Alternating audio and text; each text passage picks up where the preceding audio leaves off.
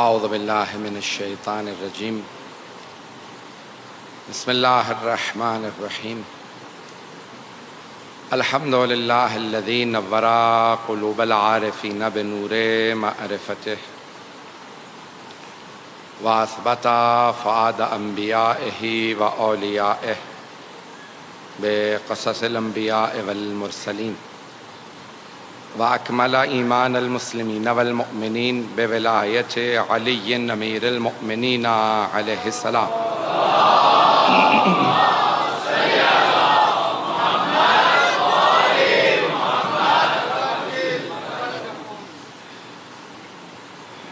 والصلاة والسلام والتحية والإكرام على أفضل الموجودات العبد المؤيد والرسول المسدد المصطفى الأمجد المحمود الأحمد أعني أبا القاسم محمد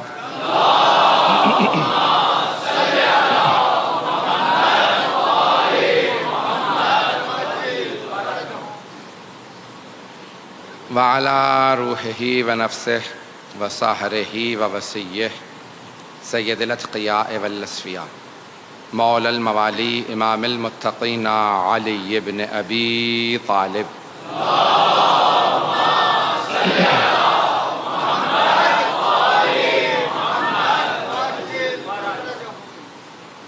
وعلى اوصیائہ لا سیما بقیۃ اللہ فی الارضین روحی وارواح العالمین لتراب مقدمہ الفدا واللعنة الدائمة على أعدائهم أجمعين من الآن إلى قيام يوم الدين أما بعد فقد قال الله الحكيم في كتابه الكريم بسم الله الرحمن الرحيم فأقم وجهك للدين حنيفا فطرة الله التي فطر الناس عليها لا تبديل لخلق الله ذلك الدين القيم ولكن أكثر الناس لا يعلمون صدق الله العلي العظيم صلوات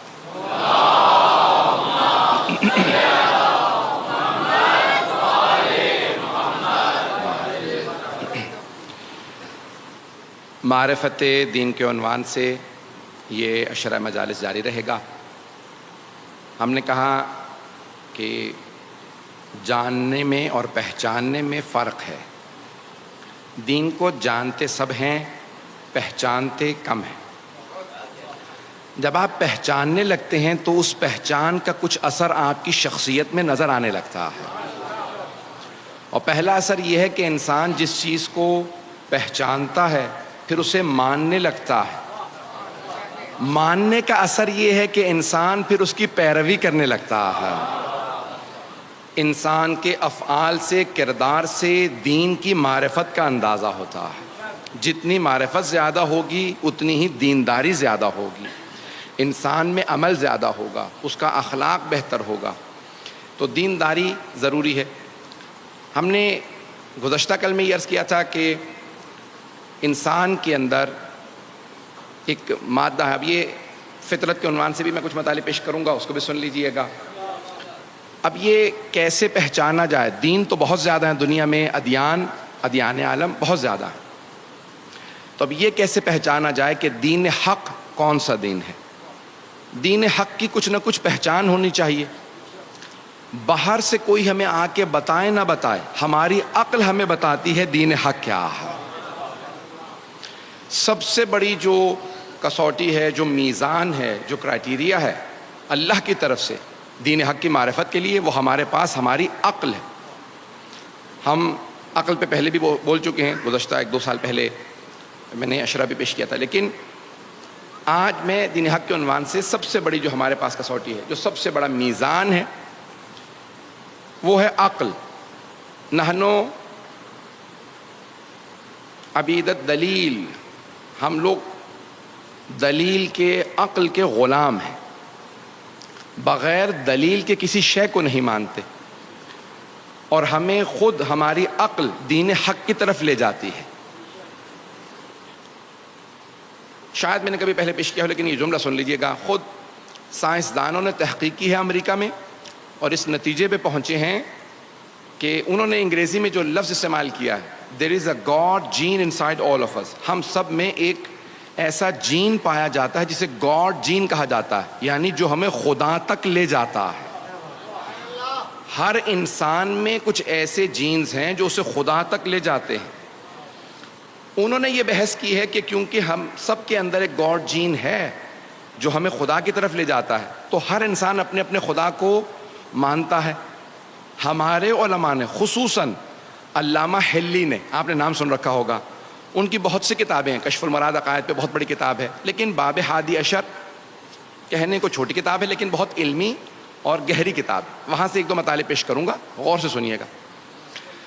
علامہ حلی فرماتے ہیں، کہتے ہیں کہ انسان کسی ایک خدا تک نہیں،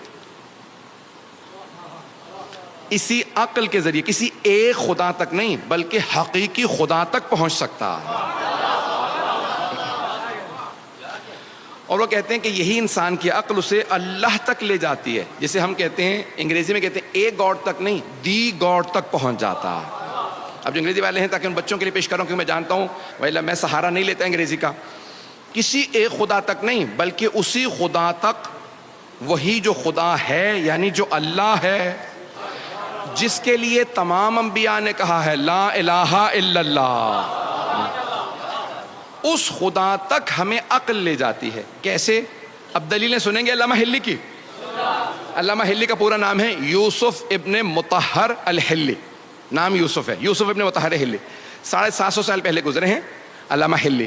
حرم امیر المؤمنین سے جب آپ باہر آئیں گے تو الٹے ہاتھ پہ ایک کمرے میں ان کی چھوٹی سی زمین پہ قبر ہے، کیونکہ وہاں بڑی قبروں کی گنجائش نہیں، کوئی مولا کائنات موجود ہے.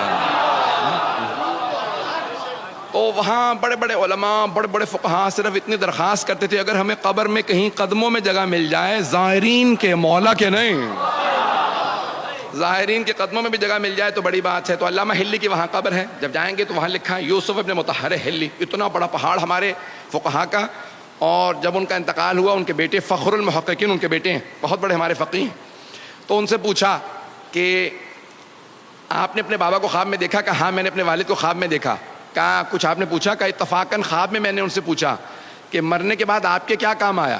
تو آپ نے خود ہی فرمایا، علامہ حلی نے اپنے بیٹے سے کہا دو چیزیں بہت زیادہ کام آئیں. پہلی کتاب الالفین، انہوں نے کتاب لکھی، اس کا نام ہے الفین. الفین یعنی 2000، الف کہتے ہیں 1000 کو، الفین یعنی 2000.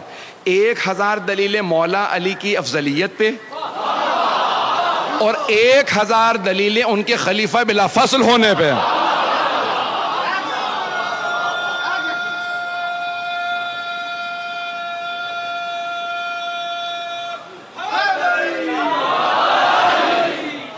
توجہ ہے ذہن گرامی؟ تو فخر المحققین جنہوں نے بے انتہا فقہ میں، رجال میں بڑی بڑی کتابیں لکھی ہیں، فرماتے ہیں میں نے علامہ حلی اپنے والد کو خواب میں دیکھا کہ مرنے کے بعد آپ کے سب سے زیادہ کیا کام آیا؟ تو کہا دو چیزیں، کتاب الالفین و زیارت الحسین. کہا زیارت سید الشہداء بہت کام آئی، میں پیدل جایا کرتا تھا مشی کے لیے. اب سمجھ میں آیا یہ عام مومنوں نے شروع نہیں کیا، فقہاء کی ایجاد ہے. یہ فقہاء نے کہاں سے سیکھا؟ کہا جناب زینب کبریٰ چل کے آئی تھی. تو یہ پوری دنیا میں مشی ہے، یہ چلنا، جلوسوں میں آنا. اذان گرامی اب یہ پیش کر رہا ہوں علامہ حلی کی دلیلیں سنیں گے انشاءاللہ توحید پہ.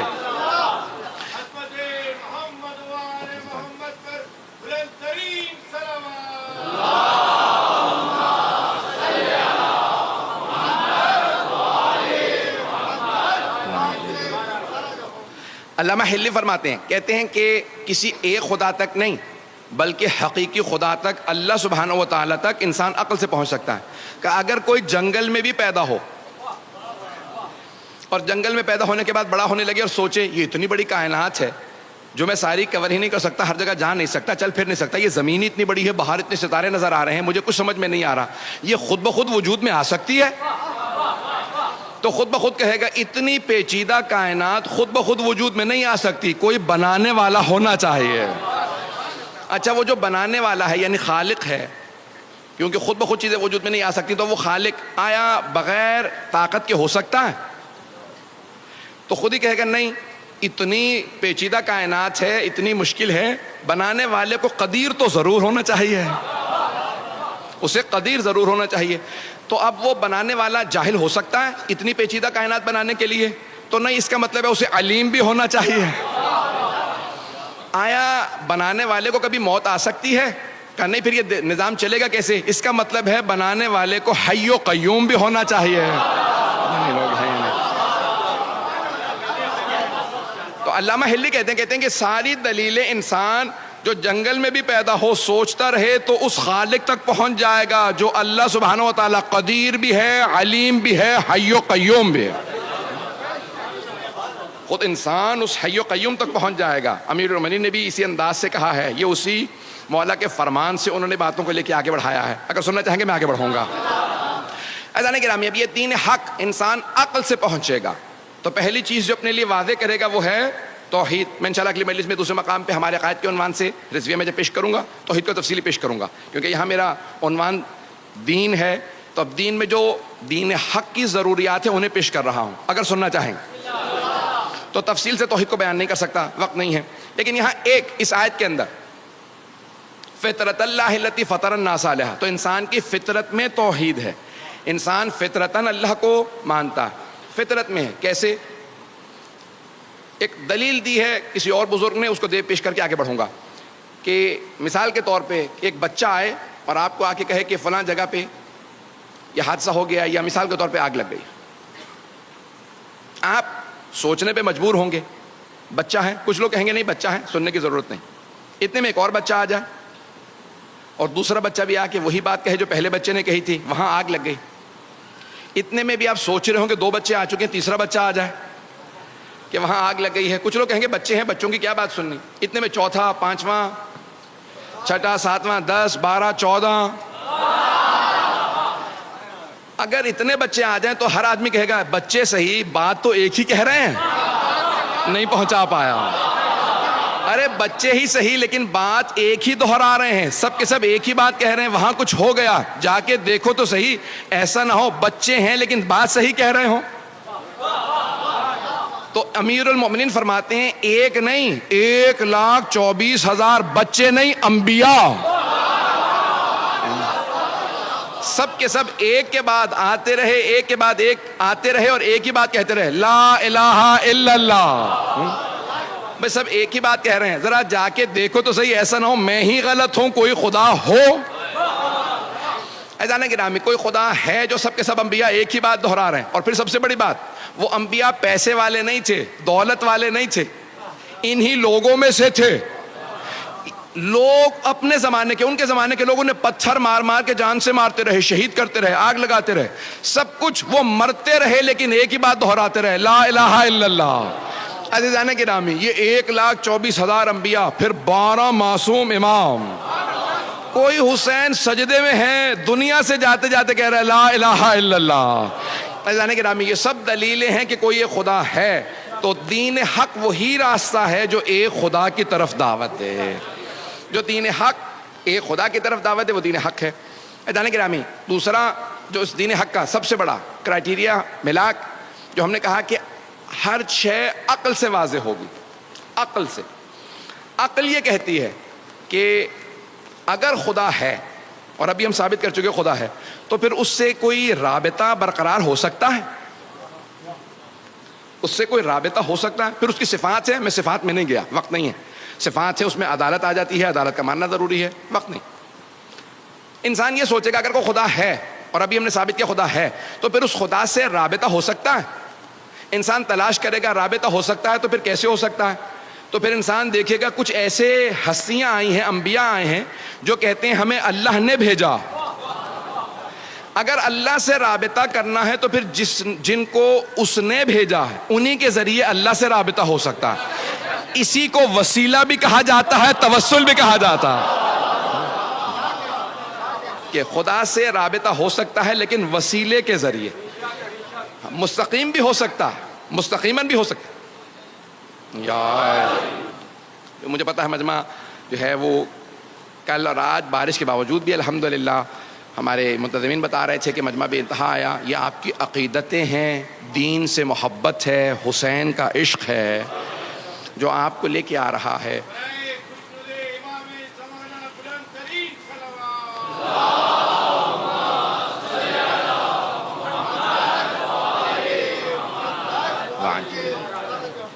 تو اب اس رابطے کا اللہ سبحانہ و تعالیٰ نے جب انسانوں کو خلق کیا تو اب وہ ان کے لیے کوئی انتظام بھی کرے گا. عزیزان گرامی، ہم نے کہا دین، عقیدے اور عمل دونوں چیزوں کا نام ہے. اللہ سبحانہ و تعالیٰ، ہم اصول دین عقل کے ذریعے سمجھ سکتے ہیں، لیکن فروع دین کو سمجھانے کے لیے ہمیں انبیاء کی ضرورت ہے. وہ ہمیں بتائیں گے کہ کوئی نماز ہے، کوئی روزہ ہے. اگر ہمیں کوئی نہ بتاتا نماز کیسے پڑھنی ہے تو ہم نماز نہیں پڑھ سکتے تھے. نہیں پہنچا پایا. ہم نماز نہیں پڑھ سکتے تھے اگر ہمیں کوئی آ کے نہ بتاتا کہ ایسی نماز ہے، فجر کی 2 ہی ہونی چاہیے، ظہر کی 4 ہی ہونی چاہیے، عصر کی 4 ہیں، مغرب کی 3 ہیں، عشاء کی 4. اب اگر کوئی آدمی اعتراض کرے، پروردگارا تو نے ہماری نیند خراب کر کے ہمیں جب اٹھا ہی دیا تھا تو 8 10 17 رکعت یہیں پڑھوا لیتا. پتہ نہیں لوگ ہیں یا نہیں ہیں.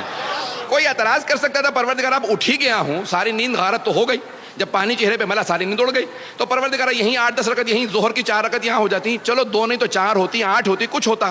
نہیں، اللہ نے کہا نہیں، 2 ہی پڑھو، اس کے بعد بے شک سو جاؤ، کیونکہ نماز ہے اپنے نفس سے مقابلہ. جب ایک مرتبہ اپنے نفس کو شکست دے دو پھر سوال نہ کرنا 2 ہی کیوں، 2 رکعت پڑھ کے بے شک دوبارہ سو جاؤ. لیکن جب میرے راستے پہ آؤ گے، شیطان کو شکست دینے کا سب سے بڑا راستہ ہی فجر کی نماز ہے.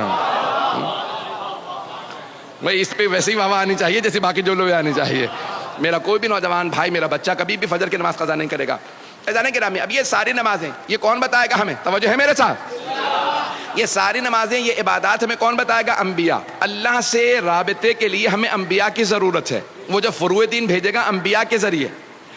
ایک اور جملہ کہہ دوں، جب اللہ جو ہمارے لیے چیزیں بھیج رہا ہے، نماز بھیج رہا، روزہ بھیجا، حج بھیجا، خمس زکوٰۃ، یہاں سب کچھ اس نے بھیجا، قرآن کریم بھیجا، کوئی بھی شے ہمیں مستقیماً نہیں دی، نہیں پہنچا سکا. اللہ نے ہمیں کوئی شے بغیر واسطے کے نہیں دی. جو کچھ دیا واسطے کے ذریعے دیا، وسیلے کے ذریعے دیا. توجہ، اس نے ہمیں نماز بھی دی تو وسیلے کے ذریعے، قرآن کریم دیا تو وسیلے کے ذریعے. ارے وہ جو محتاج نہیں ہے،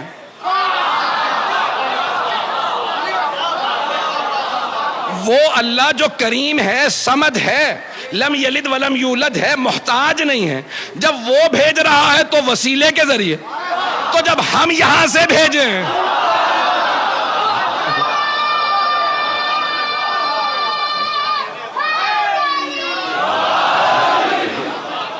توجہ فرما بھائی، جب اس کی طرف سے جو کچھ آ رہا ہے وہ وسیلے کے ذریعے آ رہا ہے. قرآن سب سے بڑا فیض ہے اللہ کا. فیض یعنی نعمتوں میں سے فیض. فیض سب سے بڑی نعمت کو فیض کہا جاتا ہے. حضرات چند موٹی موٹی اصطلاحات استعمال کروں گا، علماء نے استعمال کی ہیں لیکن وضاحت کر دوں گا. قرآن فیض ہے اللہ کی طرف سے. فے یہ ذات، فیض بہت بڑی نعمت جس کا ہم تصور بھی نہیں کر سکتے، اسے کہتے ہیں فیض. ہر نعمت فیض نہیں ہے. قرآن فیض ہے، صرف فیض ہے. توجہ، عرفاء کی، کیونکہ معرفت دین ہے نا، میرا موضوع ہے معرفت دین، تو عرفاء کی نگاہ میں قرآن فیض ہے، نعمت نہیں ہے، فیض ہے. اللہ نے فیض بھیجا تو رسول کریم کے ذریعے. اللہ نے فیض بھیجا، قرآن کریم فیض ہے. ارے یہ صامت قرآن فیض ہے، یہ خاموش قرآن فیض ہے، تو قرآن ناطق فیض نہیں ہے.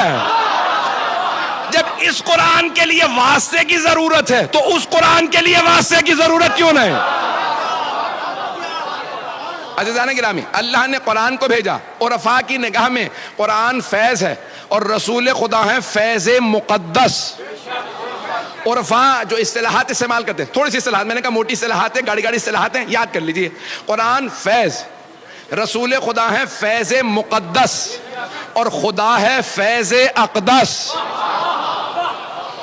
اللہ سب سے بڑا فیض. اس نے کہا دیکھو خبردار، میرے تک آنے کے لیے مستقیم ڈائریکٹ آنے کی کوشش نہ کرنا. اگر ڈائریکٹ آنے کی کوشش کرو گے، بنی اسرائیل نے بھی یہی چاہا تھا. بنی اسرائیل نے کہا موسیٰ اللہ سے کہو ہمیں نظر آ جائے، تو اللہ نے کہا میں کبھی کسی کو نظر نہیں آؤں گا، ذرا پہاڑ کو دیکھو. اللہ نے اپنے کرم فیض کی نگاہ ڈالی پہاڑ پہ، پہاڑ جل گیا. بنی اسرائیل سارے مر گئے، جناب موسیٰ بے ہوش ہو کے گر گئے. بنی اسرائیل نے ڈائریکٹ اللہ سے ہونا چاہا تو سارے تباہ ہو گئے. بڑے بڑے خلفاء کہہ گئے اگر علی نہ ہوتے تو ہم ہلاک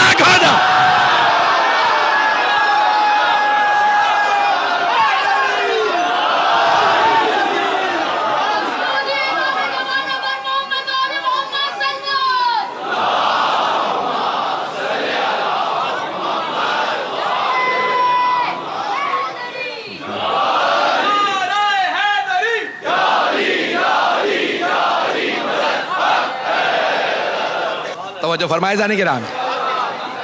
اب یہ قرآن کریم فیض ہے, اس کو بھی ہمیں پانے کے لیے وسیلے کی ضرورت ہے. اللہ سبحانہ و تعالیٰ نے نہیں کہا کہ جاؤ میں نے پہاڑوں پہ نازل کر دیے, جا کے لے آؤ. لو انزلنا ھذا القرآن علی جبل لرأیتہ خاشعا متصدعا من خشیۃ اللہ.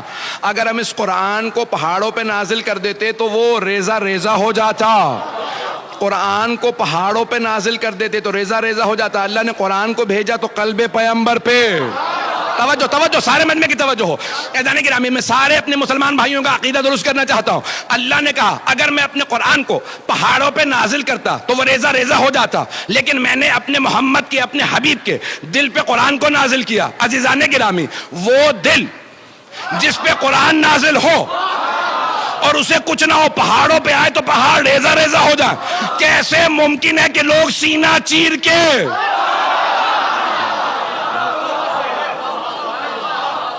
کیسے ممکن ہے کہ اس دل کو دھونے کی ضرورت ہو؟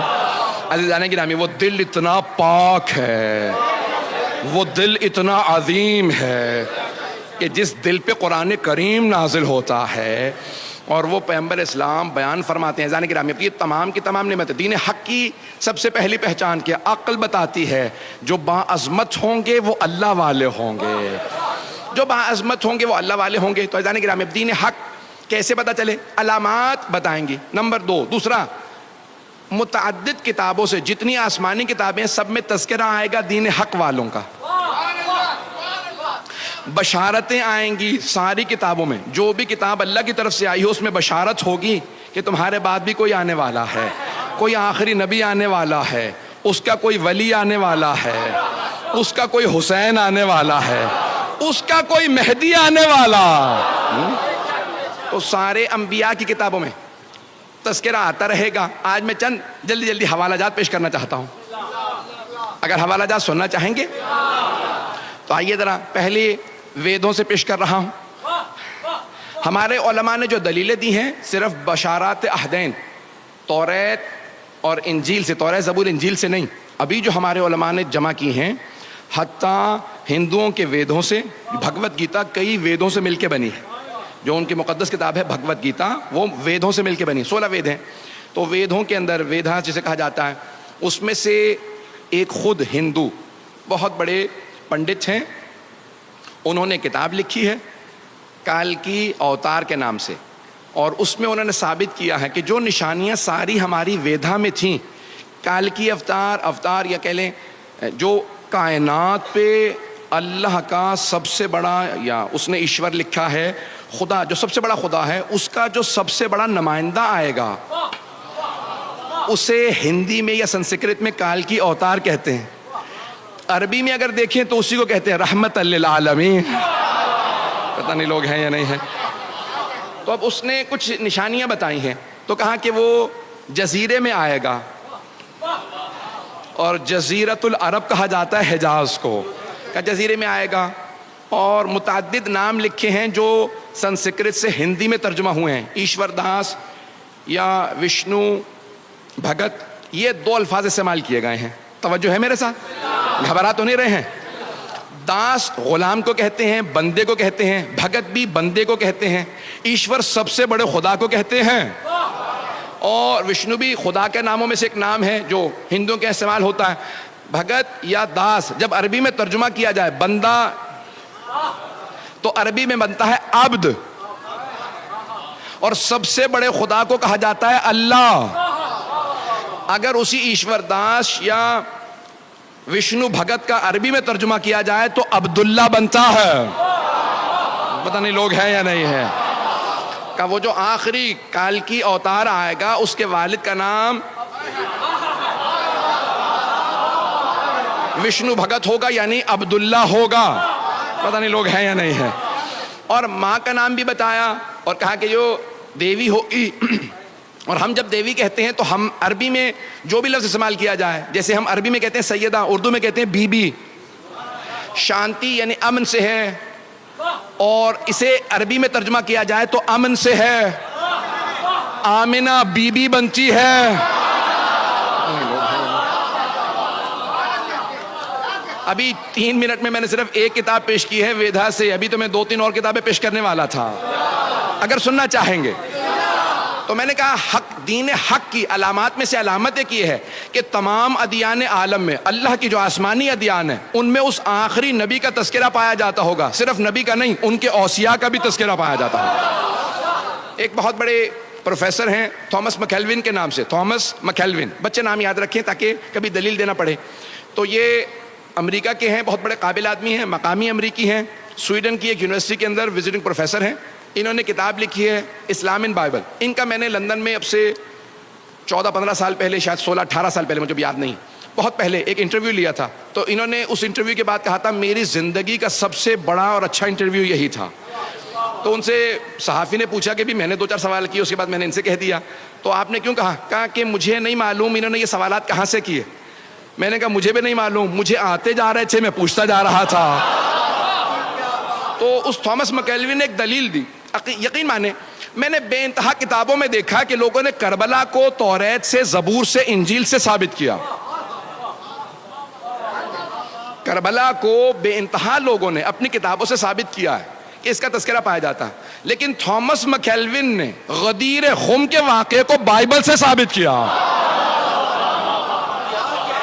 اور کتاب چھپ چکی ہے۔ کتاب کا نام ہے اسلام ان بائبل، اسلام ان بائبل میں اسلام۔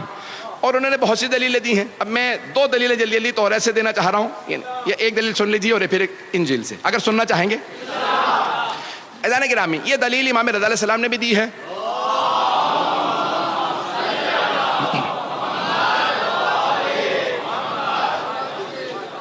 میرا یہ 7واں سال ہے، 7واں عشرہ ہے آپ لوگوں کے ساتھ، اور 7 سال پہلے جو پہلا عشرہ تھا وہ زندگانی اہل بیت پہ تھا۔ اس میں نے امام رضا یعنی ائمہ پہ پڑھا تھا، امام کا مناظرہ پڑھا تھا، وہاں پہ چند جملے پیش کیے تھے، آج سن لیجئے گا۔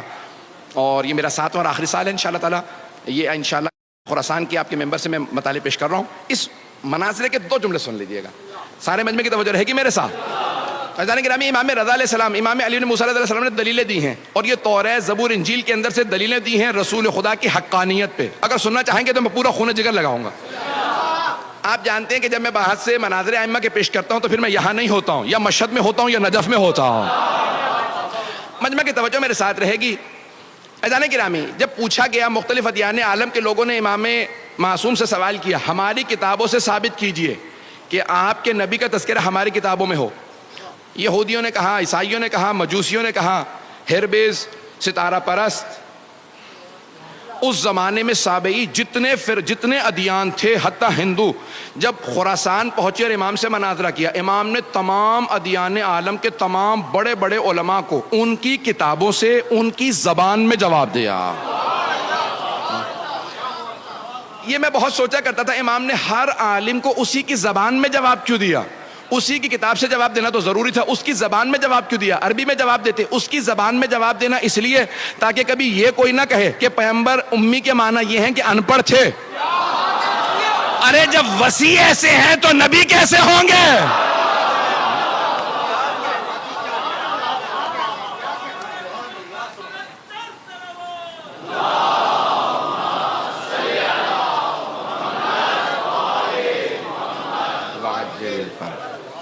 تو ایک مرتبہ مامون نے مناظرہ رکھا تھا، مامون الرشید، نام آپ نے سن رکھا ہوگا، بنی عباس کے خلفاء میں سے ہارون رشید کے بعد اس کے دونوں بیٹے امین اور مامون۔ مامون ایران پہ حکمران تھا، حاکم تھا، بعد میں اپنے بھائی کو قتل کرنے کے بعد پوری حکومت اس نے قبضے میں لے لی تھی۔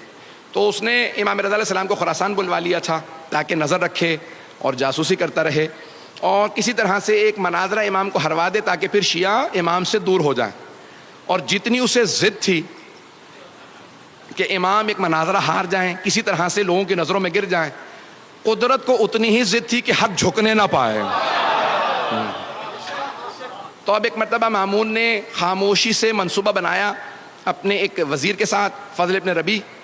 فضل ابن ربی سے کہا کہ بھئی کسی طرح سے دنیا کے جتنے بڑے بڑے ادیان عالم کے سب سے بڑے علماء ہیں، سب کو دعوت دو جو آئیں، آ کے مناظرہ کریں امام رضا سے، تاکہ ایک بھی مناظرہ اگر یہ ہار گئے تو میں تمام شیعوں کے خلاف استعمال کروں گا اور انہیں واپس اپنا دین چھوڑنے پہ مجبور کروں گا۔ اس نے کہا ٹھیک ہے، لیکن اس پہ بہت وقت لگے گا اور پیسہ۔ اس نے کہا مجھے پرواہ نہیں، پیسہ بھی لگے گا، ہم لگائیں گے، اور وقت درکار ہے، چند مہینے ہیں۔ انہوں نے تیاری شروع کی تو یہودیوں کے راس الجالوت کو خط لکھا، جسے آج چیف ریبائی کہا جاتا ہے، اور اسقف اعظم جو آرچ بشپ تھا، پوپ تھا اس زمانے میں، اسے بلایا اور ہندوؤں کا سب سے بڑا جو پنڈت تھا، اس کو اس زمانے میں سادھوؤں کو، جو سابئی تھے، جو ستارہ پرست سے مجوسی، جتنے بھی ادیان تھے، سب کے بڑے بڑے علماء کو کہا اکیلے مت آئیے گا، کتابیں لے کے علماء کے ساتھ تیاری کر کے آئیے گا. جب سب آ گئے کہا کانوں کان ہمارے ولی عہد کو خبر نہ ہونے دینا، امام رضا کو خبر نہ ہونے دینا، انہیں پتہ نہ چل جائے، کہیں ایسا نہ ہو یہ بھی تیاری شروع کر دیں.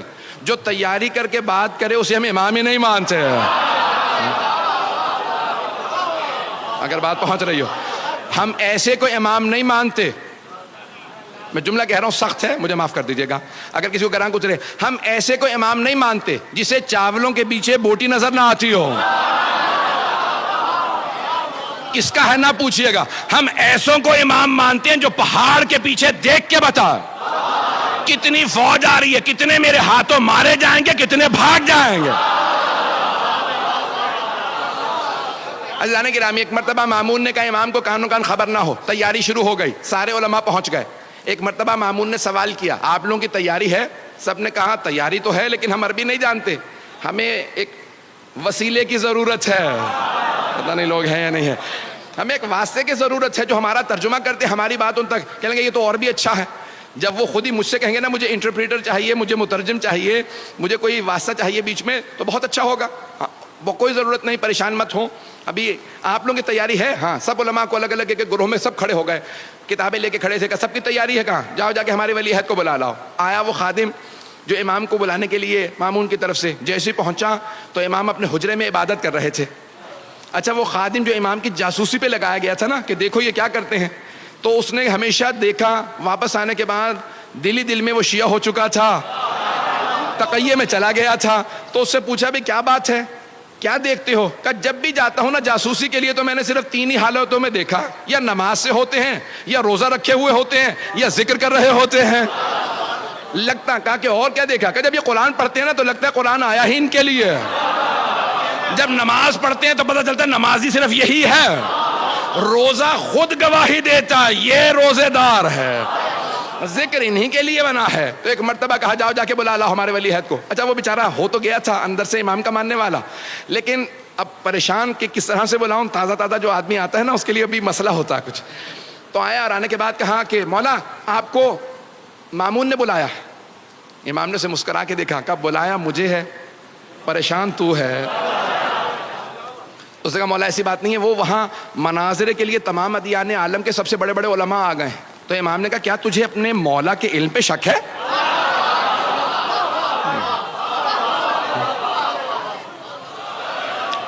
بس بھی ایک مرتبہ امام نے کہا کہ تجھے اپنے مولا کے علم پہ شک ہے؟ اس نے کہا نہیں مولا آپ کے علم پہ کوئی شک نہیں، لیکن مولا یہ جو مناظرہ کرنے والے ہوتے ہیں نا یہ بات ایسی گھما پھرا کے کرتے ہیں کہ سوال کچھ ہوتا ہے جواب کچھ بنتا ہے.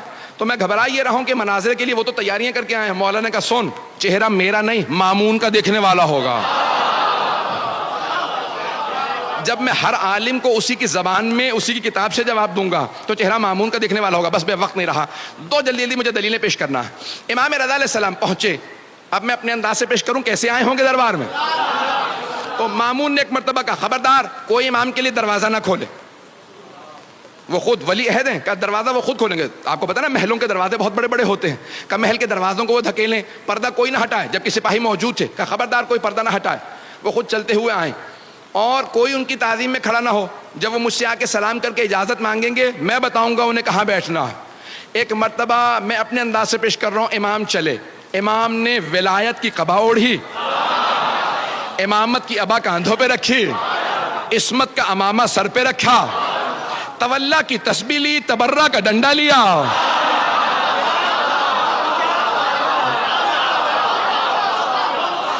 ایک مرتبہ نالین زیب تن کی.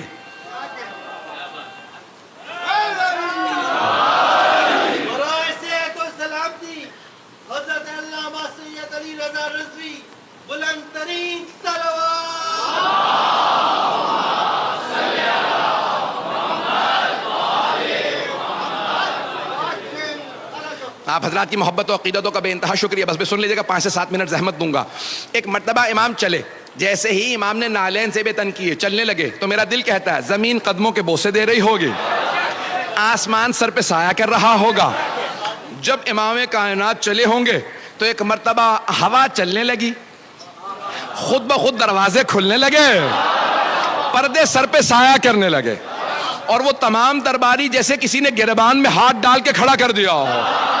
سب کے سب تعظیماً کھڑے ہو گئے. وہ جو تخت پہ بیٹھا تھا مامون، وہ خود بخود کھڑے ہو کے کہنے لگا فرزند رسول یہ آپ ہی کی جگہ ہے.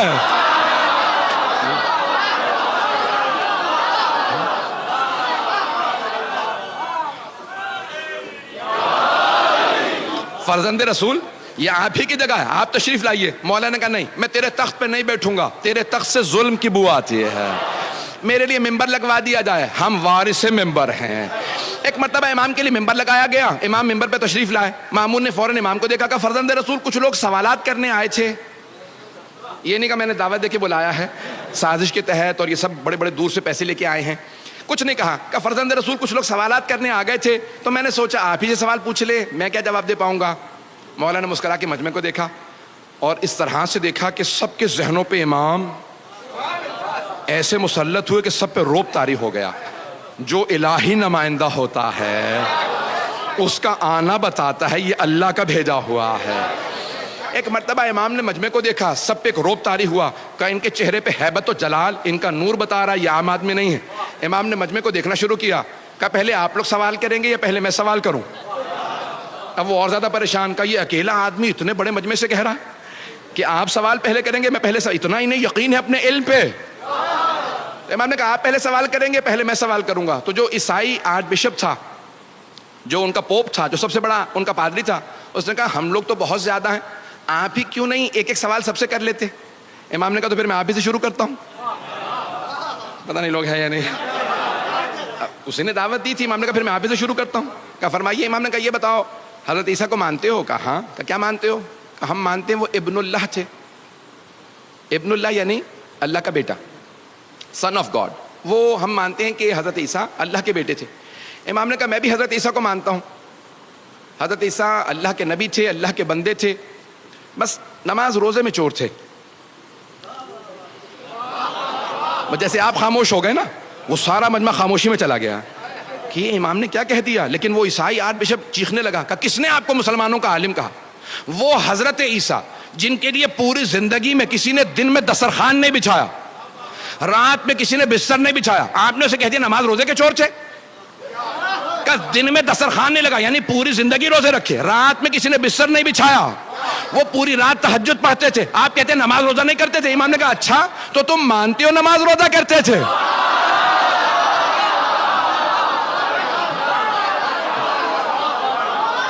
مناظر ایسے ہی ہوتا ہے. امام نے کہا اچھا تو مانتے ہو تم نماز روزہ کرتے تھے؟ کہا ہاں بے شک. جناب عیسیٰ نے پوری زندگی تہجد پڑھی، پوری زندگی نمازیں پڑھی، پوری زندگی روزے رکھے. امام نے کہا اچھا یہ بتا نماز روزہ کیا ہے؟ کہا نماز روزہ عبادت ہے. امام نے کہا پھر سن، جو عبادت کرتا ہے وہ عبد ہوتا ہے، ابن نہیں.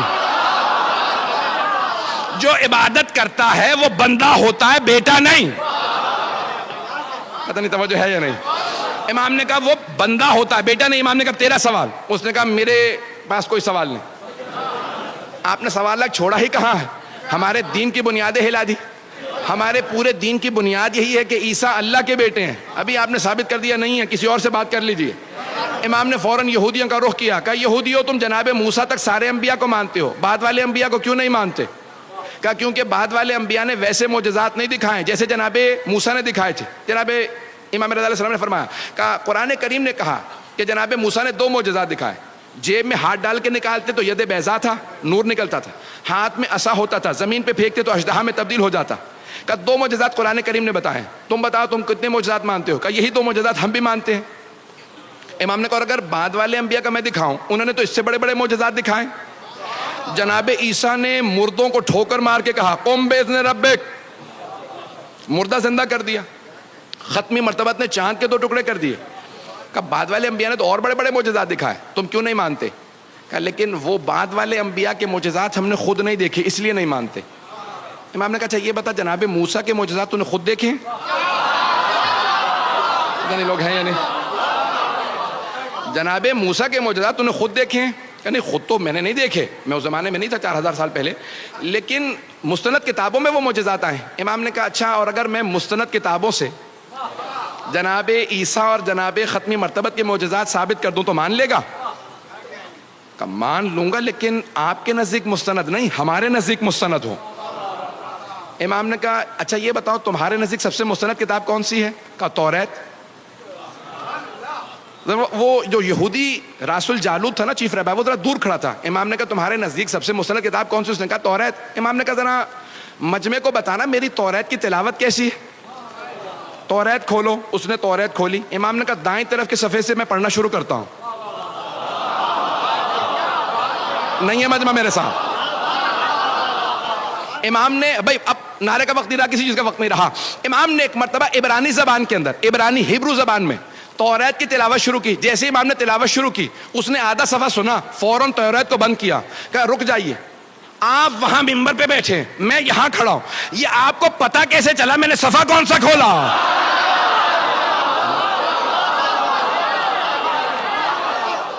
امام نے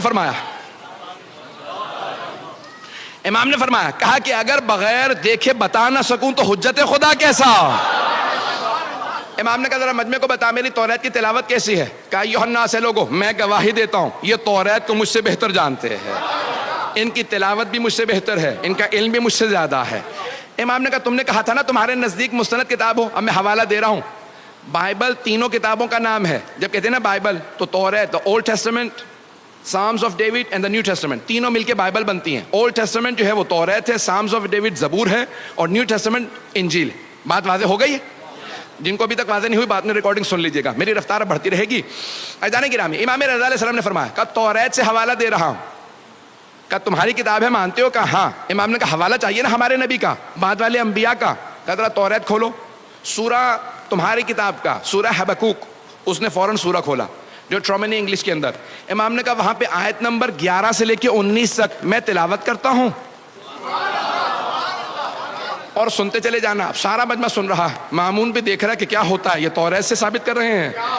تو ایک مرتبہ امام نے بیان کرنا شروع کیا. امام نے کہا سنو, وَتَجَلَّى رَبُّكَ عربی میں موجود تھا. جب میں اس کا انگریزی میں ترجمہ کر رہا تھا نا کتاب کا, تو میں پریشان ہو رہا تھا. رات کے 12 بجے کے بعد کا وقت تھا کہ یہ 1200 سال پہلے امام رضا نے اس زمانے کی توریت سے حوالہ دیا. توریت زبور انجیل کو تبدیل کر دیا گیا, تحریف کر دیا گیا, توجہ بدل دیا گیا. یہ آج بھی حوالہ موجود ہے یا نہیں؟ 2007 یا 2008 کی بات ہے جب میں ترجمہ کر رہا تھا. میں فوراً آن لائن ہوا. اس زمانے میں وائی فائی ابھی دستیاب نہیں تھا. میں نے جا کے دیکھا gospel.com پہ کہ گیٹ وے ٹو بائبل, میں نے دیکھا کہ بھئی یہ موجود ہے یا نہیں. عربی کی عبارت کو کیونکہ شیخ صدوق نے عربی میں لکھا تھا, میں نے فوراً وہاں ٹائپ کیا تو آج موجودہ توریت میں امام کا حوالہ موجود تھا. میرا یقین اور زیادہ بڑھ گیا. ہم ایسے امام کی امامت کے قائل ہیں کہ جن کی نگاہیں دیکھ لیں توریت بدل جائے گی, لیکن تبدیل ہونے کے بعد بھی 1250 سال بعد جو حوالہ توریت میں رہے گا وہ حوالہ امام نے دیا. امام نے وہ حوالہ دیا. ایک مرتبہ امام نے کہا کھولو. اب وہاں پہ کہا اب آپ کے رب نے اپنی وحی کو نازل کیا, وحی کو نازل کیا. Your Lord sent his manifestation, انگریزی ترجمہ بھی وہاں پہ موجود ہے کہ آپ کے رب نے اپنے وحی کو نازل کیا. اللہ طور سینا, on Mount Sinai, طور سینا پہ. کہا یہ طور سینا پہ کس پہ وحی نازل ہوئی؟ تو فوراً وہ راس الجالوت نے, یہودیوں کے سب سے بڑے عالم نے کہا جناب موسیٰ پہ, دنیا جانتی ہے جناب موسیٰ پہ وحی آئی. کہا مانتے ہو نا؟ کہا ہاں. کہا ذرا اگلی آیات کی تلاوت کرو. اور وَتَجَلَّى رَبُّكَ, اور تمہارا رب وحی نازل کرے گا علی جبل السعیر, انگریزی میں تھا ماؤنٹ سائر. کا جبل سعیر پہ, ماؤنٹ سائر پہ, جبل سعیر پہ, کوہ سعیر پہ وحی نازل کرے گا. کہا بتاؤ یہ کوہ سعیر پہ کس پہ وحی آئی؟ ایک مرتبہ یہودی عالم خاموش ہو گیا, کہا میں نہیں جانتا. امام نے کہا کتاب تمہاری ہے, سورہ تمہارا, آیت تمہاری کتاب کی, ذرا ایک مرتبہ تم سننا, میں بتاتا ہوں. امام نے عیسائیوں کا رخ کیا, کہا اے عیسائیوں کیا تمہارا عقیدہ ہے کہ جناب عیسیٰ پہ جبل سعیر پہ وحی آئی تھی؟ سارے عیسائیوں نے کہا ہاں ہم مانتے ہیں کہ جناب عیسیٰ پہ جبل سعیر پہ وحی آئی. امام نے کہا یہودیو تم کہتے ہو مستند کتاب سے حوالہ دو تو مان لوگے, تمہاری کتاب میں تذکرہ ہے کہ بعد والے نبی پہ جبل سعیر پہ وحی آئے گی. کہ تمہاری کتاب ہے, حوالہ جناب عیسیٰ کا ہے, کیونکہ تمہیں معلوم نہیں کس نبی پہ. میں بتا رہا ہوں اور عیسائی بتا رہے ہیں کہ جناب عیسیٰ پہ وہاں وحی آئی. اب جیسے آپ میں سے بہت سے خاموش ہیں, سارے یہودی خاموش ہو گئے کہ کیا کیا جائے گا. عزیزان گرامی, مجھے پتا ہے کہ آپ کے سب حضرات کی توجہ کی وجہ سے میری طرف توجہ ہے کہ اگلا جملہ کیا ہوگا. امام نے کہا سن, آیت نمبر 18 اور 19 میں لکھا وَتَجَلَّى رَبُّكَ عَلَى جبل فاران, اور تمہارا رب جبل فاران پہ وحی نازل کرے گا. انگریزی میں نے ترجمہ دیکھا جبل فاران کا, تو لکھا تھا ماؤنٹ پیرن. माउंट पे जबल फारान पे। इमाम ने कहा जानते हो जबल फारान कहाँ है? कहा सारी दुनिया जानती है, मक्के के पहाड़ी सिलसिलों का नाम जबल फारान। इमाम ने कहा उसी जबल फारान में जो मक्के के पहाड़ी सिलसिलों का नाम है, एक गार है जिसका नाम है गार हिरा। पूरी दुनिया में सिर्फ हमारे नबी ने कहा मुझ पे गार हिरा में वही आई थी। कहा ओ यहूदियों, किताब तुम्हारी है, हवाला हमारे नबी का है। एक मरतबा इमाम ने कहा सुन, आगे लिखा है कि उसी आखिरी नबी के भी जनाब मूसा की तरह से 12 औसिया होंगे। घबरा गए हजरात, उस आखिरी नबी के 12 वसी होंगे। फौरन उसने किताब को बंद किया। तो ये आपको सब कैसे मालूम है? इमाम ने कहा सुन, तू कहता है ना कि बाद वाले अंबिया ने वैसे मोजज़ात नहीं दिखाए, तू जो मोजज़ा कहेगा मैं दिखा दूंगा। उसने पलट के कहा मुझे पूरा यकीन है आप मोजज़ा दिखा सकते हैं, लेकिन मैं जानना चाहता हूं कैसे। जब आप हमारी किताब को ऐसे जानते हैं, मुझे पूरा यकीन है अगर आप कहेंगे तो आप मोजज़ा दिखा देंगे। इमाम ने कहा सुन, वो जो वहां लिखा है ना आखिरी नबी के 12 वसी होंगे, उनमें से 8वां मैं हूं।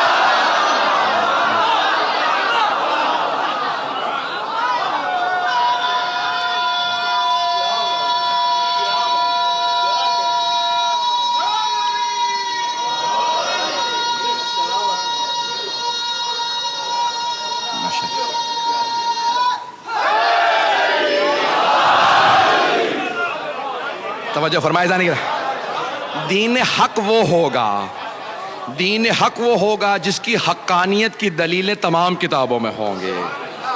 तमाम आसमानी किताबें गवाही देंगी यही दीन हक है।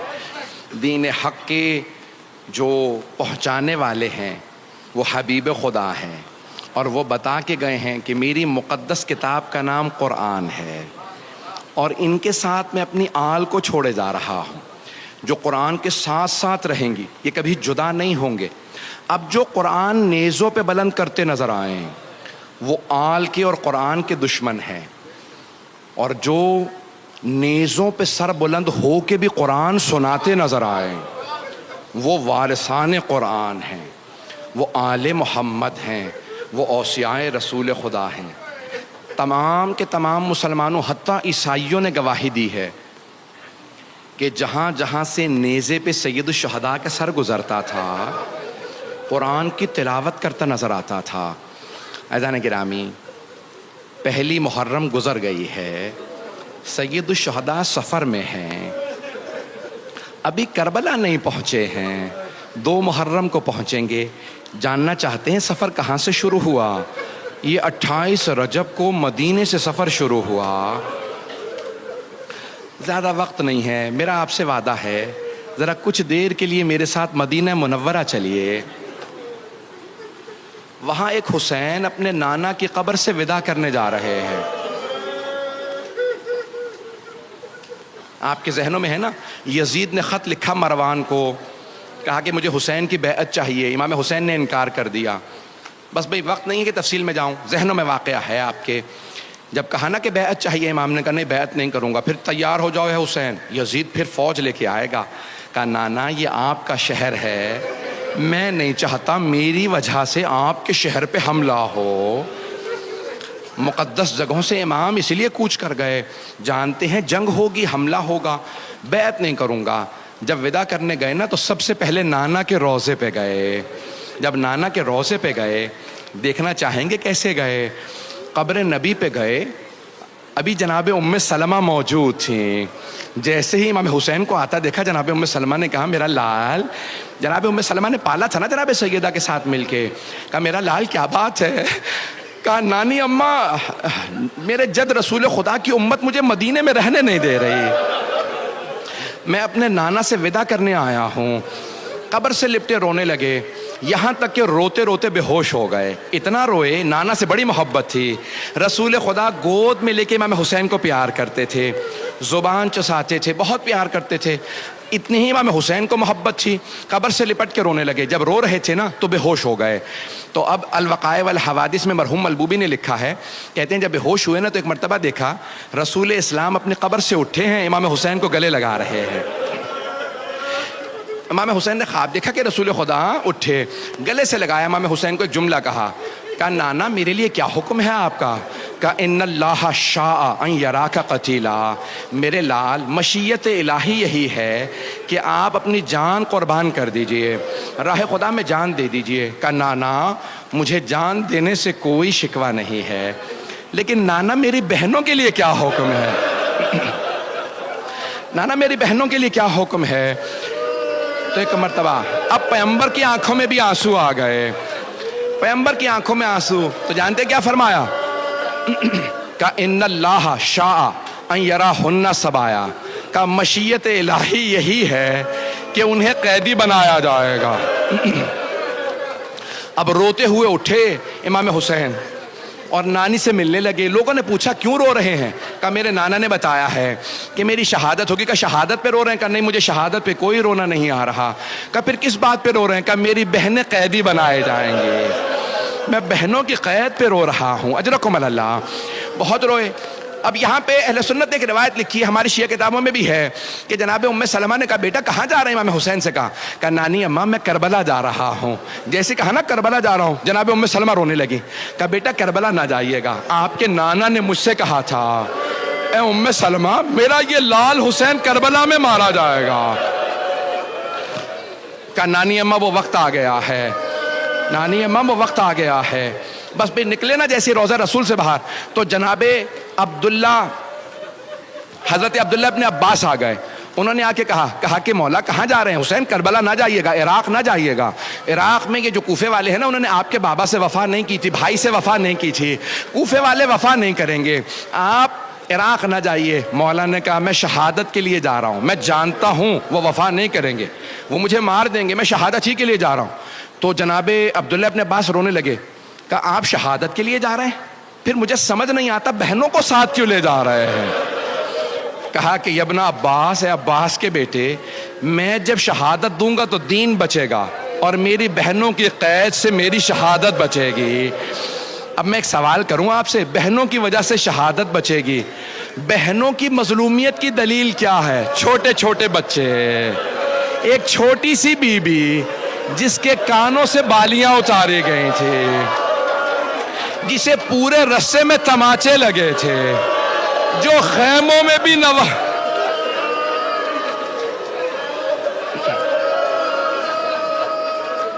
رک جائے 2 منٹ ابھی نہیں 2 منٹ، میں جانتا ہوں آپ سے برداشت نہیں ہوگا۔ آئیں جناب سید الشہداء نے فہرست تیار کی، کون کون میرے ساتھ کربلا جائے گا؟ حضرت عباس سے کہا عباس ہے میرے بھائی، یہ فہرست ہے، تمام مردوں کو بتا دو کون کون ساتھ جائے گا۔ جناب عباس نے کہا علی اکبر آپ کا بھی نام ہے، قاسم آپ کا بھی نام ہے، سب کو نام بتاتے رہے۔ جانتے ہیں کس کے نام پہ روئے؟ ایک چھوٹا سا بچہ تھا، کسی بی بی کی گود میں تھا۔ اب بچے سے تو کہہ نہیں سکتے تھے کہ اس بچے تو کس سے کہا؟ اس بی بی سے کہا فاطمہ صغرا علی اصغر کا نام بھی۔ اجرکم اللہ۔ بس میں تمام کیا، 2 منٹ کی زحمت، سب کو بتایا کس کس کا نام ہے، کہ آپ کا بھی نام ہے، مستورات کے بھی نام بتایا، کہ عباس راستے کے لیے پانی لے لیجئے گا۔ جناب عباس نے مشکیزوں پہ پانی بھرنا شروع کیا، پانی بھر کے اونٹوں پہ لادنا شروع کیا، بہت زیادہ پانی لیا۔ کہ نہیں مولا میں نے اتنا پانی رکھ لیا پانی ختم نہیں ہوگا، نہ جانے کون سا لشکر آئے گا جسے پانی پلا دیں گے۔ بس ایک مرتبہ پانی بھر لیا، مولا عباس نے، غازی عباس نے پانی اونٹنیوں پہ سب پہ رکھ دیا۔ اب ایک مرتبہ مولا حسین نے کہا عباس اونٹنیوں پہ اماریاں لگا دو، پردے کا انتظام کر دو۔ کتنا پردے کا اہتمام ہے۔ جوانان بنی ہاشم سے کہو کھڑے ہو جائیں، اب میرے گھر سے بیویاں آئیں گی۔ مولا مسند بچھا کے بیٹھ گئے، اندر سے خاتون آواز دیتی کون سی بی بی آ رہی ہے، مولا اسی طرح سے آواز دیتے، اونٹنی آ کے بیٹھتی، مولا آواز دیتے، اندر سے آواز آئی حسن مجتبیٰ کی بیوہ آ رہی ہے۔ جناب ام فروہ کے آنے پہ مولا حسین نے آواز دی قاسم ماں کا بازو تھامو سوار کرا دو۔ سارے مصائب میں نے چھوڑ دیے، اتنے میں کسی اندر سے خاتون نے کہا لیلا آ رہی ہیں۔ جناب سید الشہداء نے کہا علی اکبر ماں کا بازو تھامو۔ جناب علی اکبر نے بازو تھاما، ماں کو سوار کرایا۔ اتنے میں عبداللہ ابن سنان راوی ہے، وہ کہتا ہے میں نے سنا کسی نے آواز دی علی کی بیٹی ام کلثوم آ رہی ہیں۔ ایک مرتبہ مولا حسین نے کہا عباس بہن کو سوار کرا دو۔ جناب عباس آگے بڑھے، جناب ام کلثوم کو ناقہ پہ سوار کرا دیا۔ اتنے میں کسی نے آواز دی علی کی بیٹی زینب کبریٰ۔ راوی کہتا ہے میں نے خود دیکھا حسین مسند سے کھڑے ہو گئے۔ 2 منٹ۔ راوی کہتا ہے میں نے دیکھا حسین مسند سے کھڑے ہوئے، آواز دی عباس گھٹنا زمین پہ رکھو، علی اکبر ماں کا بازو پکڑو، اون و محمد عماری کا پردہ ہٹاؤ، کہ سارے جوانان بنی ہاشم کھڑے ہو گئے۔ جناب عباس آگے بڑے، بی بی آئیے سوار کرا دو۔ جناب زینب کبریٰ نے کہا نہیں عباس، آج آپ مجھے سوار نہیں کرائیں گے۔ جناب علی اکبر نے کہا پھوپھی اماں میں آپ کو سوار کرا دوں، کہا نہیں علی اکبر۔ اون محمد نے کہا اماں ہم کا نہیں، آج رک جاؤ۔ مولا حسین نے کہا بی بی آپ کو میں سوار کرا دوں، کہا بھیا مجھے معاف کر دے لیکن آج آپ سے بھی سوار نہیں ہونا چاہتی۔ بہن پھر کون سوار کرائے؟ کہا بھیا جو مجھے 11 محرم کو سوار کرائے گا، آج وہی مجھے سوار کرائے۔ میرے مولا نے آواز دی میرا سجاد بیٹا پھپھی کو سوار کرا دو۔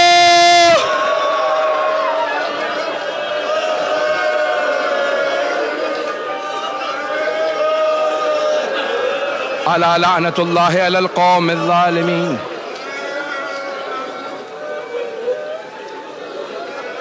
وَسَيَعْلَمُ الَّذِينَ ظَلَمُوا أَيَّ مُنْقَلِبٍ يَنْقَلِبُونَ۔ صرف 2 جملے دعا کے، ہاتھوں کو بلند کیجئے گا۔ پروردگارا واسطہ 11 محرم کا، جب ایک بوڑھی بی بی ہر بی بی کو سوار کرا رہی تھی، یہاں تک کہ اس بی بی نے اپنی ماں کی کنیز جناب فضہ کو بھی سوار کرا دیا، لیکن جب اس بی بی کی باری آئی نا تو ایک مرتبہ اس بی بی نے، اس بڑی باعظمت بی بی نے مولا سجاد کو دیکھا گلے میں توق ہے، ہاتھوں میں زنجیریں ہیں، پاؤں میں بیڑیاں ہیں۔ اب بی بی نے مولا سجاد کو آواز نہیں دی، جانتے ہیں کیا کیا؟ فرات کا رخ کیا اور بڑی حسرت سے کہا میرے بھیا عباس۔